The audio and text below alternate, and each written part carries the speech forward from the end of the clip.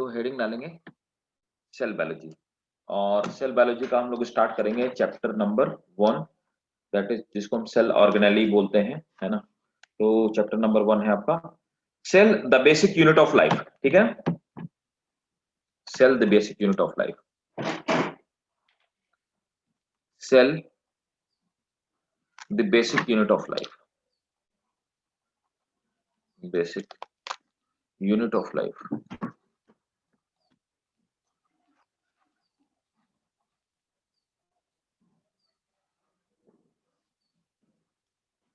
देखो, तो सेल के बारे में कुछ फैक्चुअल चीजें हैं, वो भी पूछी जाती हैं। तो पहले आप नोट करना स्टार्ट कीजिए फैक्चुअल चीजें, है ना, कुछ फैक्चुअल टर्म्स वगैरह जो सेल बायोलॉजी के हैं।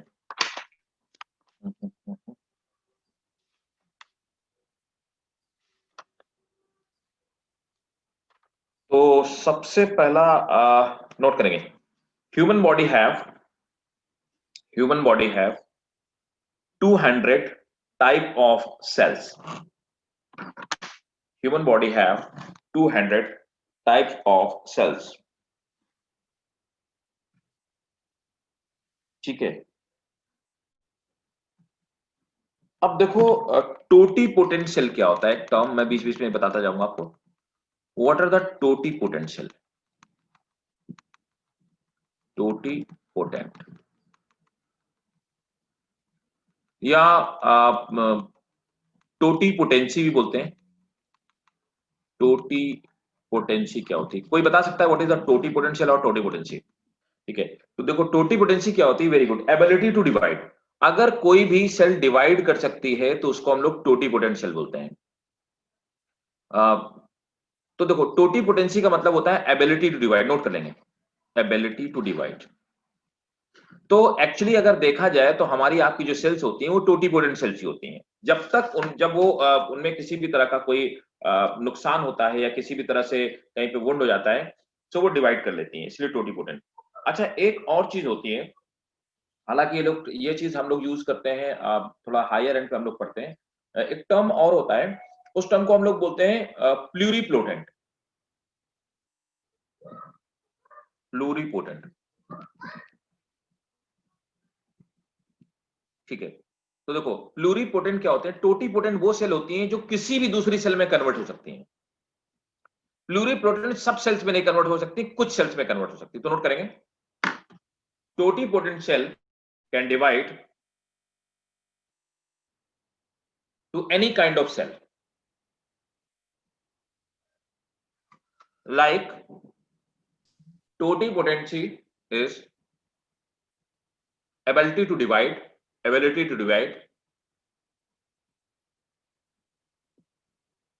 totipotent cell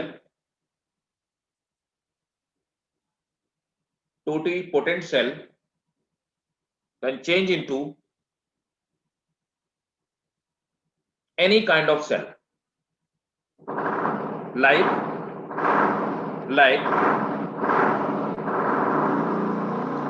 cells of human bone marrow,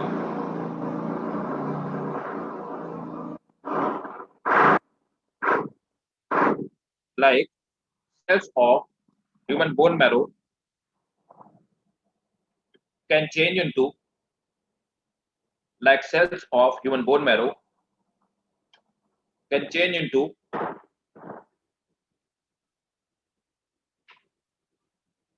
any other kind of cells, but pluripotent cell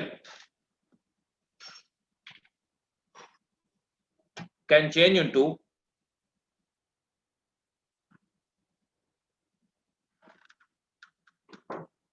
few kind of cells, not few kind of cells, not all. सबसे पहला माइक्रोस्कोप किसने बनाया था? First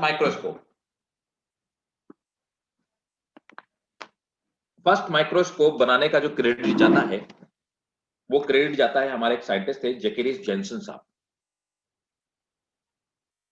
हाँ, वेरी गुड। जैकेरियस जेंसन थे। तो Zacharias Jensen ने सबसे पहला माइक्रोस्कोप बनाया उन्होंने, है ना, नोट करेंगे। ये फैक्चुअल चीजें लेकिन ये पूछी जाती है। जैकेरियस जेंसन, मैं स्पेलिंग लिख देता हूं, ZACHARIS, Zacharias Jansen. Zacharias Jansen in 1590, Jacques Janssen in 1590, he made Jacques Janssen in 1590, he made the first microscope. First microscope.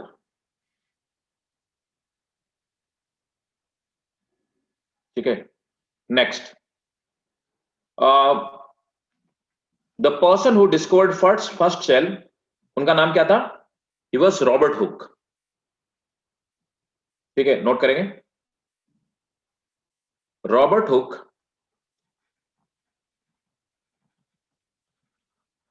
was the first person who developed microscope। तो उन्होंने microscope develop किया था, बनाया नहीं था, पहला माइक्रोस्कोप नहीं बनाया था। Who developed microscope and he was the first person who saw he was the first person who saw the dead cell। तो पहली जो सेल खोजी गई थी वो डेड सेल खोजी गई थी। रॉबर्ट हुक साहब की एक बुक है, उस बुक का नाम है माइक्रोग्राफिया। तो रॉबर्ट हुक की जो बुक है उसका नाम माइक्रोग्राफिया है, इसका नाम याद रखिएगा। His book is Micrographia. ये फिजिक्स के साइंटिस्ट थे, बायोलॉजी से इनका लेना था कुछ नहीं था। तो लिविंग सेल खोजने का क्रेडिट किसको जाता है बताए भाई? Who discovered the living cell? Who discovered living cell? तो लिविंग सेल खोजने का जो पहला लिविंग सेल खोजा, रॉबर्ट ब्राउन। मेघना, रॉबर्ट ब्राउन ने वो खोजा हुआ था, न्यूक्लियस खोजा हुआ था। लिविंग सेल खोजने का जो क्रेडिट जाता है वो एंटोनी वॉन लिवेनहॉक को जाता है। ठीक है, सो हाँ right, Antonie van Leeuwenhoek. The first living cell was discovered by Anton van Leeuwenhoek. The first living cell was discovered by Anton von Leeuwenhoek, H-O-E-K, Leeuwenhoek। ठीक है, he discovered the first living cell which were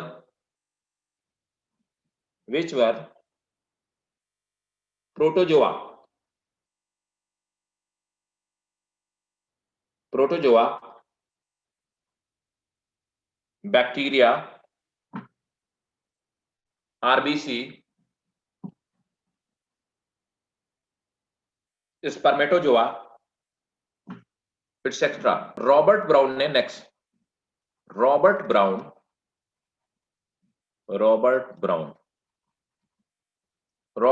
was the first person who discovered presence of nucleus। Robert Brown was the first person who discovered presence of nucleus in cell। Protoplasm किसने discover किया था?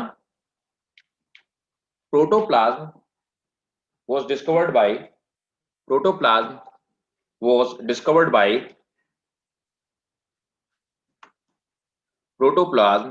was discovered by परकिंजे।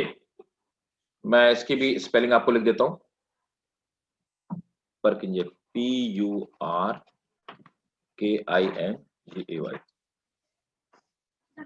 Protoplasm was discovered by परकिंजे।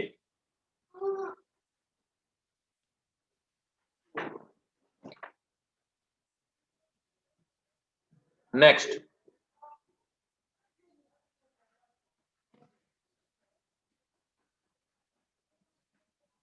Cell theory किसने दिया था? Cell hypothesis या cell theory जिसको आप बोलते हैं, सेल थ्योरी, इसी को हम लोग सेल हाइपोथेसिस बोलते हैं। देखो बहुत बेसिक क्वेश्चन है, थियोडोर श्वान और देखिए सेल हाइपोथेसिस या सेल थ्योरी, ये देने का क्रेडिट दो साइंटिस्ट को जाता है, दोनों ने सेपरेटली अलग अलग सेल थ्योरी दिया। तो एनिमल्स में ये दिया श्वान ने, श्वान ने, और प्लांट में ये दिया स्लाइडेन ने। तो नोट करेंगे, cell theory was given by Sliden and Swan, Sliden and Swan,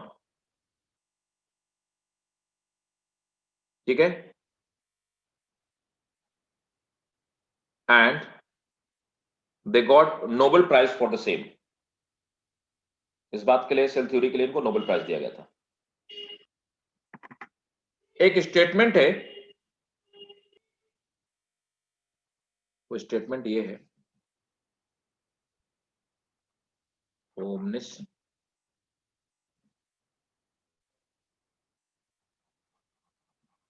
omnis सेलुला ई सेलुला, ये स्टेटमेंट किसने दिया था बताइए भाई? ओमनिस सेलुला ई सेलुला, रुडोल्फ विर्चो। हाँ बहुत बढ़िया, शाबाश।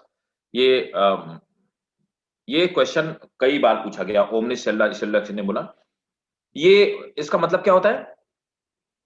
ये दिया था रुडोल्फ वर्चोव ने, Rudolf Virchow, VIRCHOW, Rudolf Virchow. ओमनिस सेलुला ई सेलुला का मतलब क्या होता है? न्यू सेल्स, नोट कर लो, new cells arise from pre existing cell, that is new cell arise from pre existing cell, new cells arise from pre existing cells. Next heading डालिए, what is cell theory? Schleiden Schwann की cell theory क्या है और इसके क्या क्या feature है, note करेंगे। First point, all living organism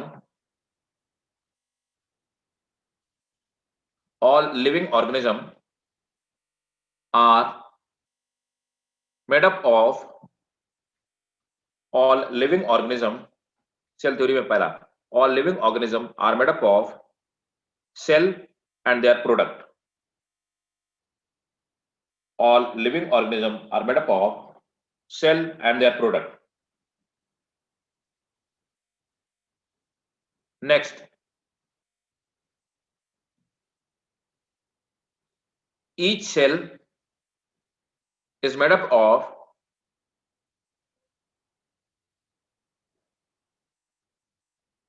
protoplasm containing nucleus and plasma membrane। each cell is made up of protoplasm containing nucleus and plasma membrane, comma इसी में लिखेंगे with or without cell wall। next, all cells are alike in their, all cells are alike in their composition and physiology। fourth, activities of organism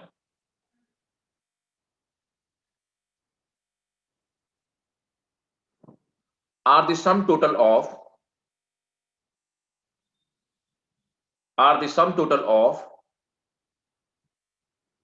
activities of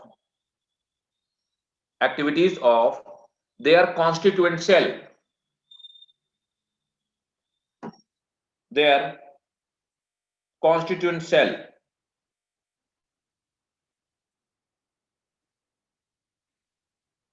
ठीक है, ये तो वो cell theory थी जिसको स्लाइडन और स्वान ने दिया, है ना।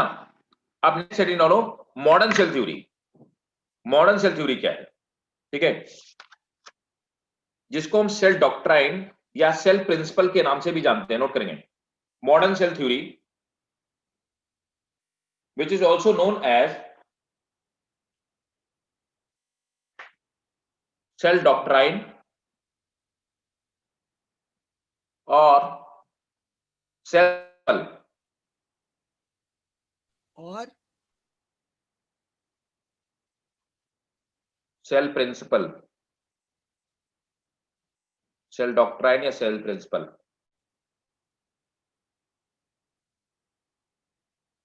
पहला point, all living being are made up of cell or their product. All living being are made up of cell or their product. Next point, cells are the unit structure of body of living organism. Next, cells are the unit of function. Cells are the unit of function in living organism. Next point, a cell can survive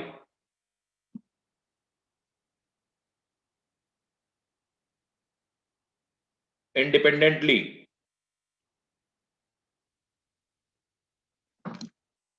Next point, cells belong to different organism are similar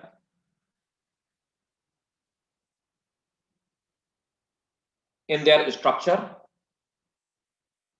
function and composition.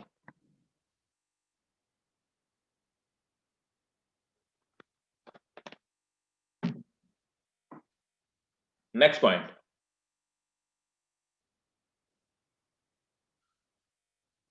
cell can get modified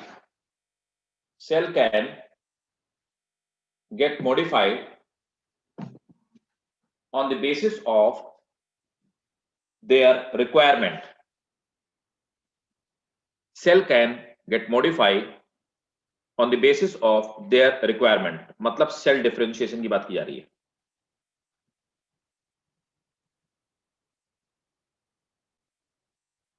next,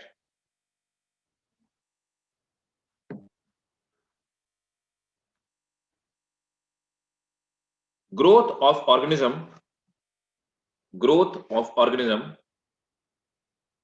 involve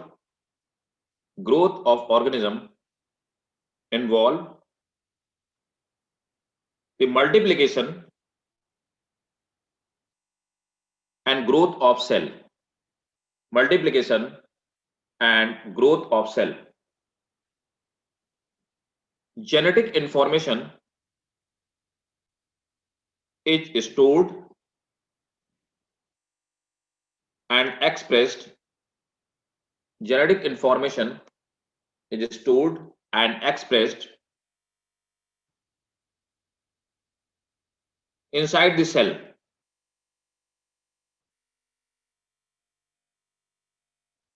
Next, new cells arise from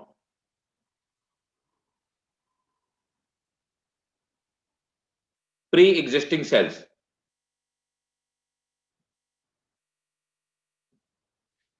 ये हमारी थी modern cell theory. पहले वाली वो जो basic cell theory थी जो स्लाइडन और स्वान ने दी थी, आज के डेट में जो हम फॉलो करते हैं ये हमारी थ्योरी है। ठीक है, अब देखो एक बात मैं यहाँ पे एक नोट के फॉर्म में लिखना, ठीक है, इससे क्वेश्चन पूछा भी जा चुका है, अभी रिसेंटली पूछा हुआ था। तो नोट में आपको क्या लिखना है को मैं पहले बता देता हूं कि जो सेल्स मेटाबॉलिकली ज्यादा एक्टिव होती है ना, मतलब जिनकी रेट ऑफ मेटाबॉलिक, मतलब जिनमें रेस्पिरेशन तेज चल रहा होगा, फोटोसिंथेसिस तेज चल रही होगी, प्रोसेस तेज चल रही होंगी, वो क्या होती हैं, जनरली छोटी होती हैं, ठीक है। और उनमें क्या होता है, न्यूक्लियो प्रोटोप्लाज्मिक रेशियो होता है, और जो उनका सरफेस एरिया वॉल्यूम होता है ना, वो हायर होता है, ठीक है। न्यूक्लियो साइटोप्लाज्मिक, तो उसमें जो प्रोटोप्लाज्म होता है वो उसके कंपैरिजन में, है ना, उसका जो रेशियो होता है साइटोप्लाज्म के सरफेस एरिया के कंपैरिजन में, प्रोटोप्लाज्म का जो रेशियो और सरफेस एरिया का रेशियो वो हायर होता है, जिसकी वजह से क्या होगा, वो ज्यादा अच्छे से कंट्रोल कर पाती हैं अपने किसको, प्रोटोप्लाज्म को, ठीक है। और जो कम एक्टिव सेल होती हैं वो इसका अपोजिट सेल होती हैं। जो लास्ट सेल होती हैं उन पे सरफेस एरिया, जो सेल्स होती है उनमें सरफेस एरिया वॉल्यूम जो रेशियो होता है वो कम होता है, ठीक है, इसलिए वो कम एफिशिएंट होती हैं। तो नोट करेंगे, metabolically active cells are generally smaller due to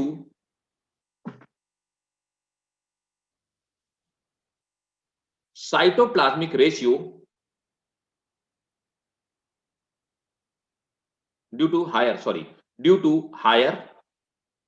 cytoplasmic ratio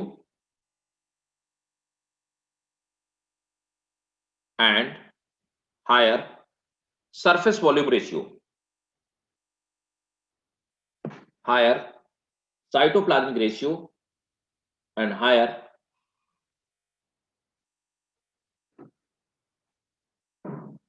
surface volume ratio, full stop। it gives, ये क्वेश्चन पूछा हुआ है रिसेंट ईयर्स में, 2-3 साल के अंदर, it gives better control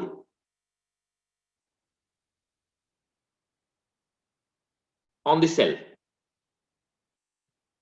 next, larger cells have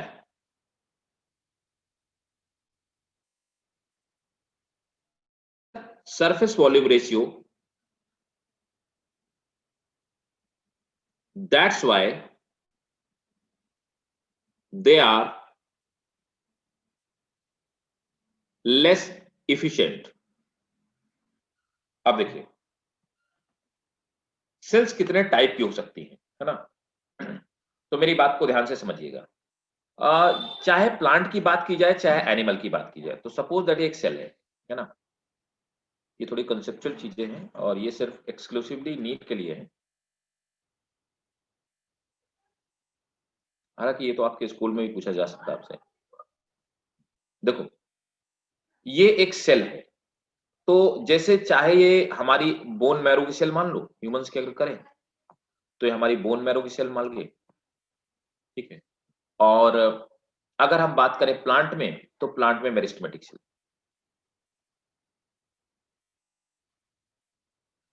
in cell को कोई फंक्शन नहीं दिया गया, ये रिजर्व सेल होती हैं। तो हमारे बोन मैरो में जो सेल्स होती हैं उनको हम एक्चुअली स्टेम सेल्स कहते हैं, इनको कोई काम नहीं दिया जाता। इसी तरह से हमारी मेरिस्टेमेटिक सेल है, इनके पास भी कोई खास काम नहीं होता, ये किसी और सेल में कन्वर्ट हो जाती हैं, छोटी होती हैं, डिवाइड करती हैं, ठीक है। ये प्लांट की सेल, इन सेल्स को हम लोग क्या कहते हैं, they are called undifferentiated cell, है ना, ये हमारी अनडिफरेंशिएटेड सेल। क्यों, क्योंकि इनका कोई पर्टिकुलर फंक्शन नहीं है, ठीक है। इनमें पावर ऑफ डिवीजन होती है, ये डिवाइड कर सकती हैं, इनका कोई फंक्शन है और किसी भी फंक्शन को ये ले सकती हैं, कोई भी काम कर सकती हैं, ठीक है, राइट। अब क्या होता है कि इसके बाद इन्हीं सेल्स में डिफरेंशिएशन होता है ना। तो ये तो हो गए अनडिफरेंशिएटेड सेल। अब क्या हुआ, इन्हीं सेल में ये डिवाइड करती हैं और इनमें से कुछ सेल डिफरेंशिएटेड होती हैं, तो वो दूसरी डिफरेंशिएटेड सेल हो गई, उनको पर्टिकुलर कोई काम दे दिया गया है, ठीक है, कोई फंक्शन दे दिया गया है ना। सपोज दैट वो कार्डियक सेल हो गई, So they got particular function. For sake of example, cardiac cell, monocardic cell हो गई, है ना, तो इनको कोई काम दे दिया गया, या ऊपर से ये हो गई मेरिस्टेमेटिक, ये एरिस्टेमेटिक सेल, ये एपिडर्मल सेल में कोई कॉर्टेक्स सेल में डेवलप हो गई, ठीक है, कॉर्टेक्स हो गई, उनको पर्टिकुलर काम दे दिया गया। अब क्या होता है कि कहीं पर यहां पर अब ये डिवाइड नहीं कर सकती, इनमें डिवीजन की कैपेबिलिटी खत्म हो जाती है, नो डिवीजन, ठीक है।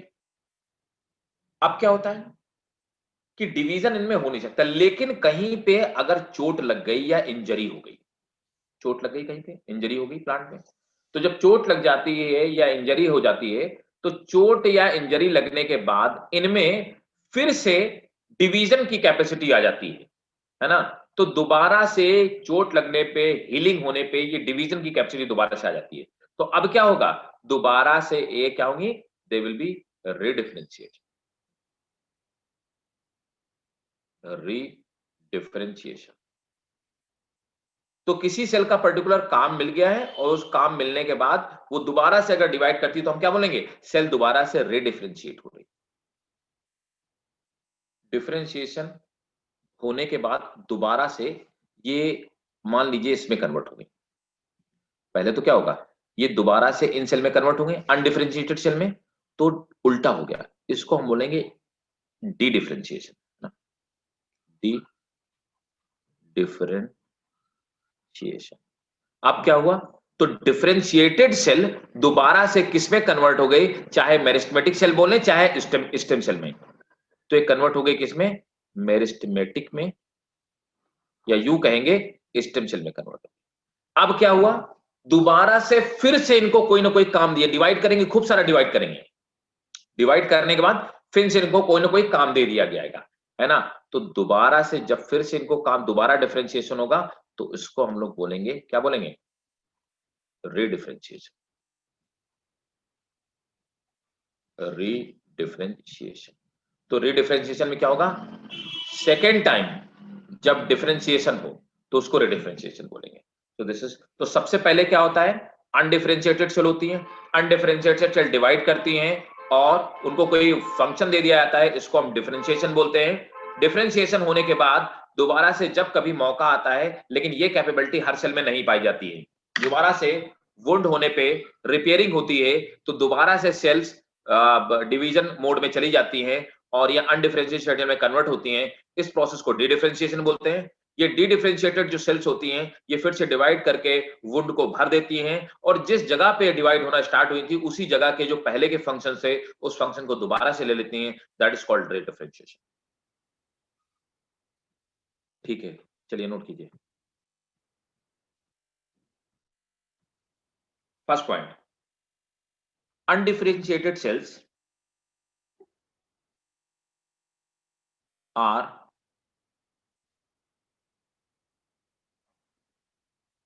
those specialized cell, undifferentiated cells are those specialized cell which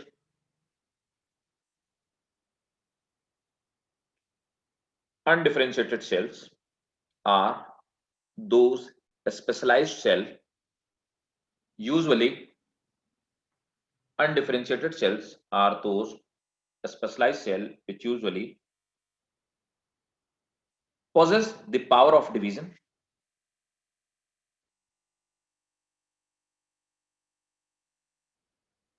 like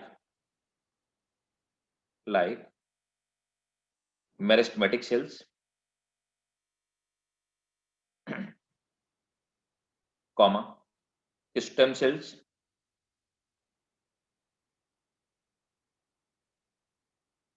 cells of zygote, etc. Next point, differentiated cells are the differentiated cells are the specialized cells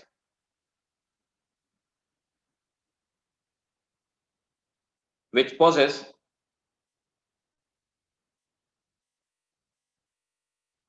which possess the power of division,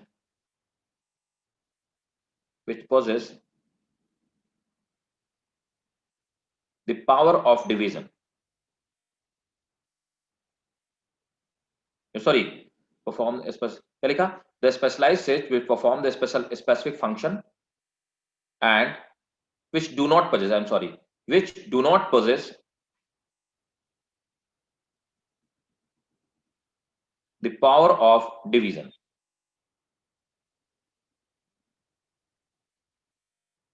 Which do not possess the power of division. Next, इसमें लिख लो, example लिख लो, जैसे cardiac cell, comma cortex cell. Next,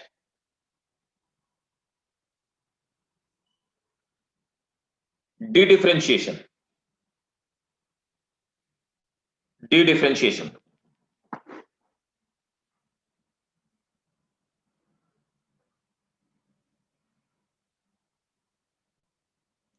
differentiated cells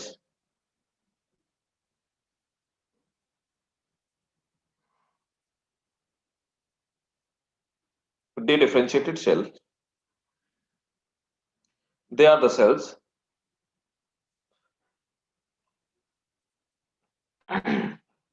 which possess cells which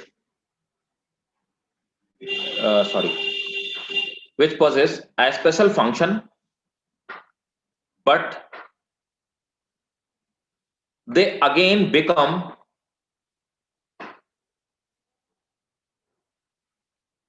undifferentiated cells.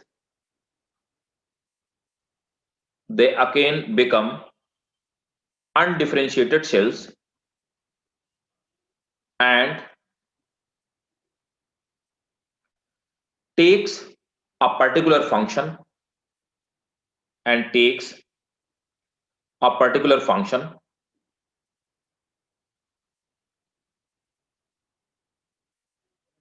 takes a particular function Stop.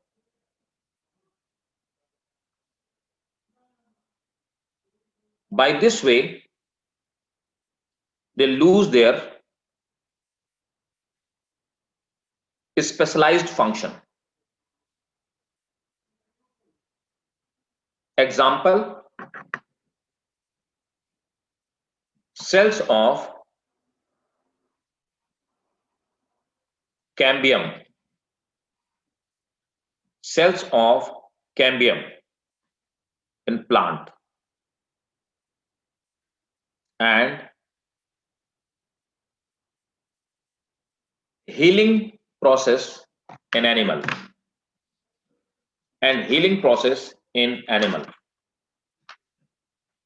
Next point.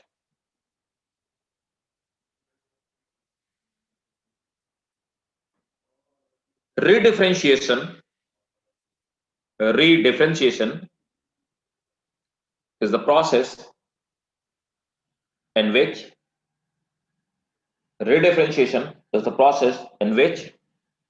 differentiated cell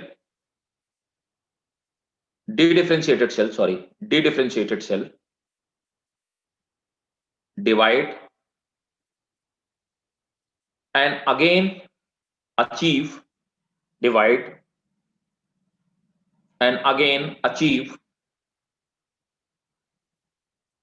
a particular function. आ जाते हैं हम लोग next cell size में, है ना, कि सेल की साइज के बेसिस पे कौन छोटा बड़ा होता है. तो नोट करो, द स्मॉलेस्ट सेल इज हालांकि हम लोग पढ़ चुके हैं mycoplasma. Smallest cell is mycoplasma.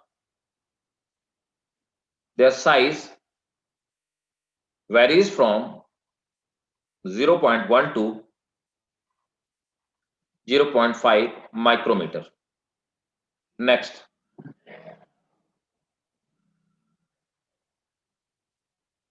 Virus cell नहीं होता, हमको ये पता है, ठीक है.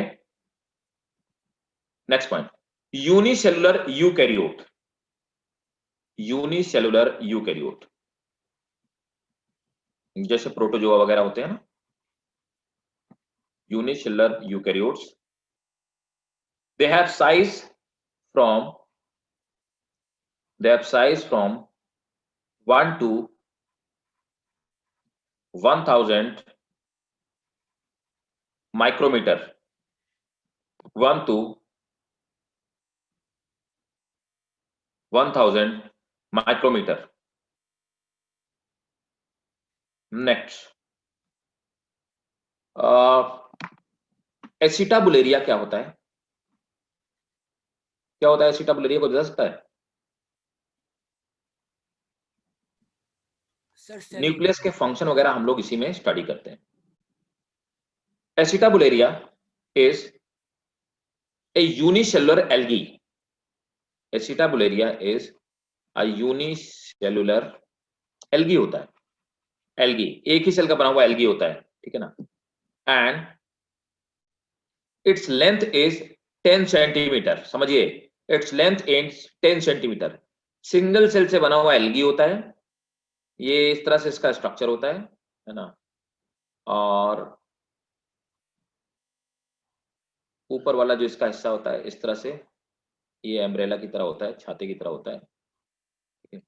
तो इसमें हम लोग इस न्यूक्लियस का फंक्शन इसे पढ़ते हैं, ये इसकी न्यूक्लियस होती है,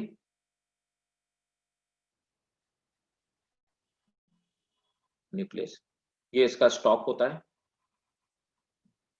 और ये कैप होती है, and this is hold fast,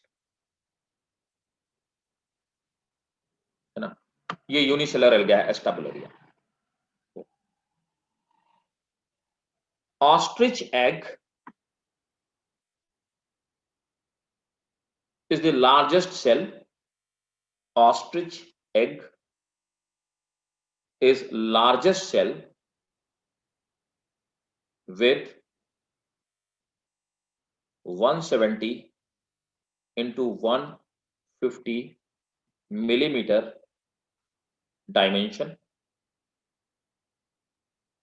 Ostrich egg is the largest cell with 170 into 150, तो 170 इसका डायमीटर होता है और इसकी हाइट होती है 150 मिलीमीटर, ये वर्ल्ड की लार्जेस्ट सेल है, ठीक है। आप देखो प्रोकैरियोटिक सेल का स्ट्रक्चर आप नोट डालेंगे, prokaryotic cell structure, prokaryotic cell का स्ट्रक्चर डिटेल में मैंने बैक्टीरिया के साथ आपको डिस्कस किया, आप आगे डालो यहाँ पे नोट करो, discussed in detail at कहां पर आया था, मोनेरा। तो मोनेरा में मैंने आपको ई कोलाई का सेल बताया था, स्टूडेंट्स याद है ना, ई कोलाई की सेल बताई थी, और डिटेल में मैंने आपको बताया था कि सेल वॉल किससे बनी होती है, कैप्सूल किससे बना होता है, डीएनए फीएनए, याद आया, राइबोसोम वगैरह। तो वहां पर मैं आपको प्रोकैरियोटिक सेल का स्ट्रक्चर डिटेल में बता चुका हूं। अब आते हैं यहां पे हमें जो पढ़ना है वो यूकैरियोटिक सेल स्ट्रक्चर, तो हमें यूकैरियोटिक सेल का स्ट्रक्चर पढ़ना है, ठीक है। तो आ जाते हैं यूकैरियोटिक सेल के स्ट्रक्चर में।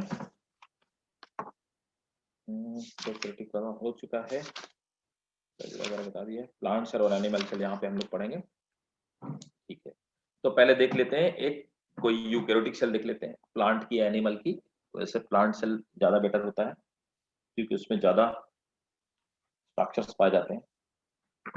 देखिए plant cells versus animal cell, पहले मैं डिस्कस कर लेता हूँ, फिर आपको प्लांट सेल पढ़ाना स्टार्ट करता हूँ, फिर सेल के स्ट्रक्चर पढ़ाना शुरू करता हूँ। देखिए देखो अब यहाँ पर आप देखेंगे कि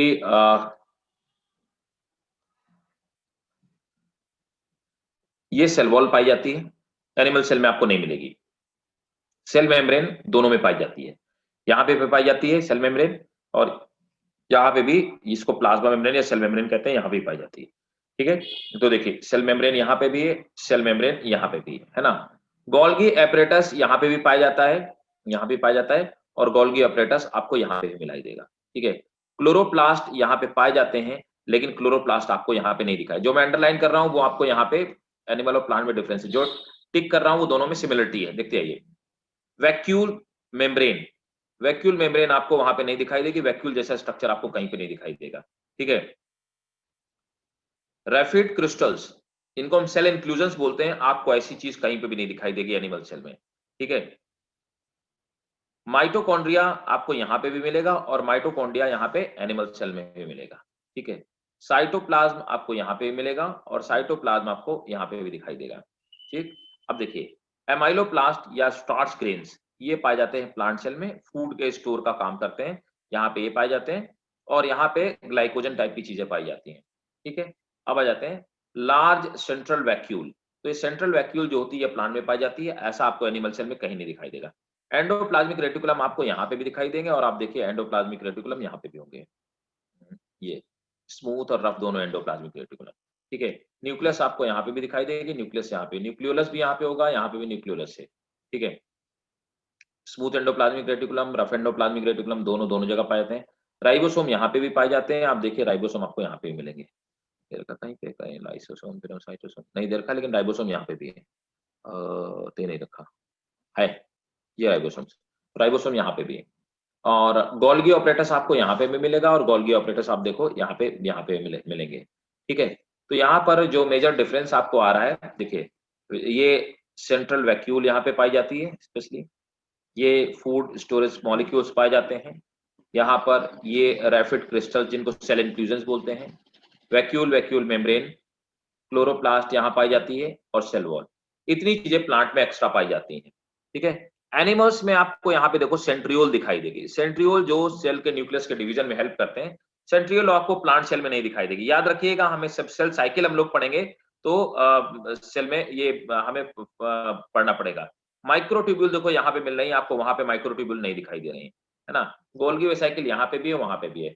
लाइसोसोम आप देखिए मेनली यहाँ पे लाइसोसोम्स एनिमल सेल में पाए जा रहे हैं, वहां पे नहीं है। पिनोसाइटोसिस, इनको हम फूड वैक्यूल्स बोलते हैं, पिनोसाइटोटिक वैक्यूल मतलब फूड वैक्यूल।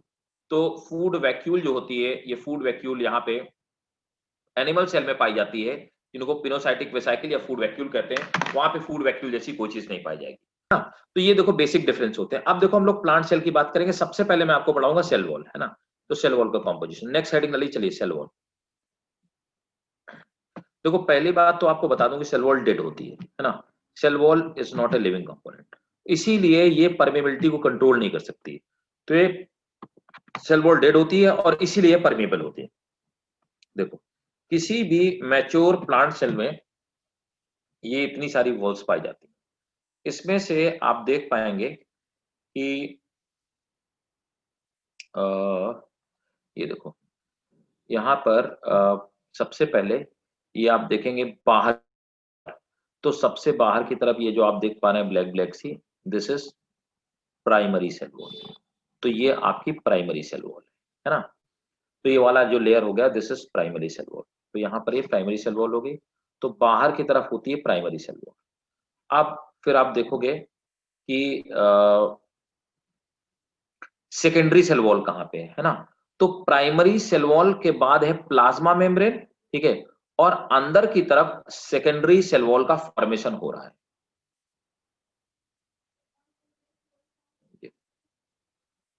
तो सेल वॉल आखिर बनती कैसे है?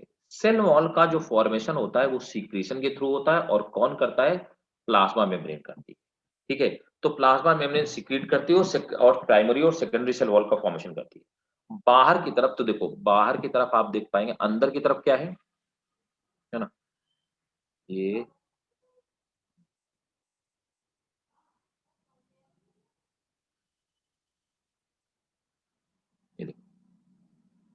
दिस इज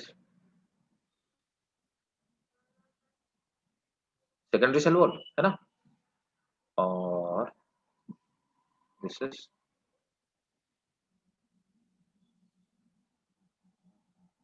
प्राइमरी सेल, और ये क्या हो गई हमारी, दिस इज प्लाज्मा मेम्ब्रेन। इसमें ज्यादा बेहतर समझ में आ रहा है, दिस इज प्लाज्मा मेम्ब्रेन है ना। तो ऐसे होता है। तो पहले सबसे पहले क्या बनेगी, पहले बनेगी प्राइमरी सेल वॉल, उसके बाद बनेगी सेकेंडरी सेल वॉल, ठीक है ना। और दोनों कौन सिक्रीट करेगा? प्लाज्मा मेम्ब्रेन सिक्रीट करेगा। और दो सेल के बीच में ये जो एक डिवाइडिंग वॉल है ना, ये कैल्शियम पेक्टेट की बनी हुई होती है, और इसको हम लोग क्या कहते हैं? इसको हम लोग बोलते हैं मिडिल लैमेला। Middle lamella. तो मिडिल लैमेला किसका बना होता है? कैल्शियम पेक्टेट एक मटेरियल होता है, कैल्शियम पेक्टेट मैं लिखवा दूंगा अभी, पेक्टेट का बना होता है। ये दो सेल के बीच का एक डिवाइडिंग सीमेंटिंग मटेरियल है। तो दो सेल को जोड़ने वाला, यूं कहें जैसे कोई दीवार बनी होती है, उसके बीच में सीमेंट लगा होता है, वो दो ब्रिक्स को जोड़ने का काम करती है। इन द सेम वे यहां पर ये सीमेंटिंग मटेरियल की तरह काम करता है, इसको मिडिल लैमेला कहते हैं। फिर देखो, जैसे आप गुआवा खाते हो ना, तो गुआवा खाओ, आपको बहुत ताकत लगानी पड़ेगी, बहुत हार्ड होता है, इट्स वेरी टफ, है ना, क्योंकि उसमें मिडिल लैमेला पाया जाता है। आप क्या करते हो, गुआवा को थोड़े दिन तक देते हो, वो अपने आप पक जाता है। जब वो पक जाता है तो एक्चुअली उसका मिडिल लैमेला डिसॉल्व हो जाता है, जिसकी वजह से सॉफ्ट हो जाता है। भाई अगर कोई ये पूछे कि कच्चे और पके फल में डिफरेंस क्या है, या कच्चे फल हार्ड क्यों होते हैं और पके फल सॉफ्ट क्यों होते हैं, तो कच्चे फल में क्या होता है कि मिडिल लैमेला पाया जाता है, that gives is hard appearance. फिर क्या होता है, लेकिन जब वो फल पक जाता है तो मिडिल लैमेला डिसॉल्व हो जाता है। क्यों? क्योंकि फल के पकने समय इथिलीन रिलीज होता है, इथिलीन मिडिल लैमेला को डिसॉल्व कर देता है, जिससे फल पक जाते हैं और सॉफ्ट हो जाते हैं। That is the difference between raw and ripen fruit. Cell wall किस चीज से बनती होती है, नोट करेंगे। The cell wall can have up to three parts. Can have up to three parts. Middle lamella, primary wall, and secondary wall. Middle lamella, primary wall, and secondary wall. Next point. Middle lamella is thin, amorphous. Middle lamella is thin, amorphous, cementing layer, thin, amorphous, cementing layer present between two cells,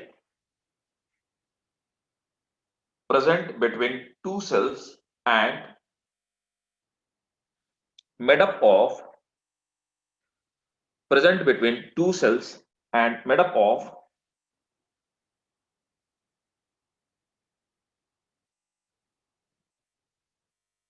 of calcium and magnesium, calcium and magnesium pectate, calcium and magnesium pectate. Next point. Primary cell wall is thin and capable of extension, मतलब बढ़ सकती है, capable of extension.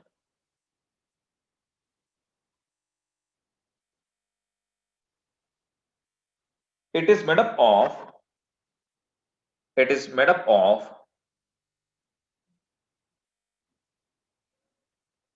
Microfibrils, cellulose के actually बने होते हैं, microfibrils. It is made up of microfibrils embedded in a gel-like matrix. Embedded is the gel-like matrix. Microfibril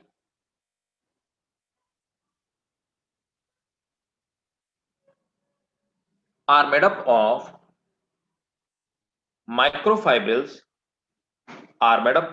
cellulose and matrix is made up of, matrix is made up of water, pectin.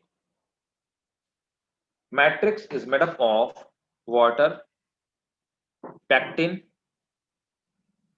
and hemicellulose. Next, secondary wall is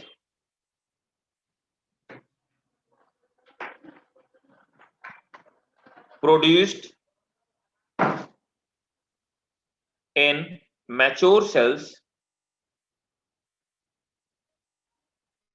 Secondary wall is produced in mature cells where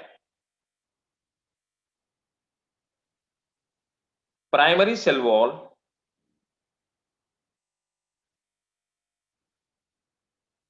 stop growth.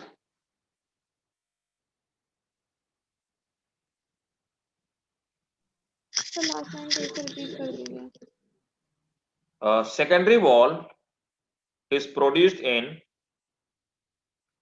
mature cell when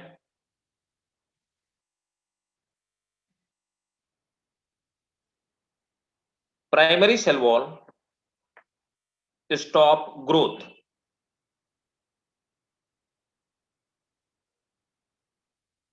The composition of both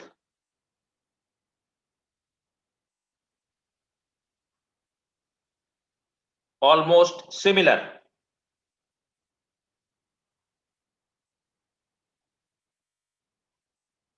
Sometime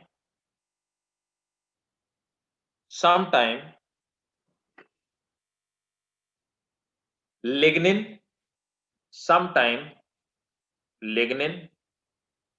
and suberin, sometime lignin and suberin deposit in cell wall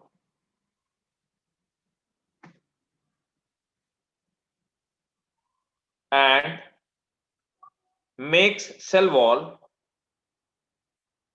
harder. यहां पर लिख लेना, suberin जो है fatty substance है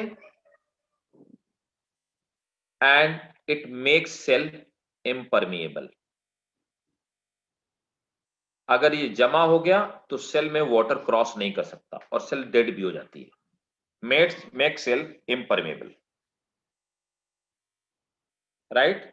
एक आखिरी चीज और लिख लो, cutin, CUITIN, cutin deposit on the epidermal cell. Cutin deposits on the epidermal cell. ठीक है.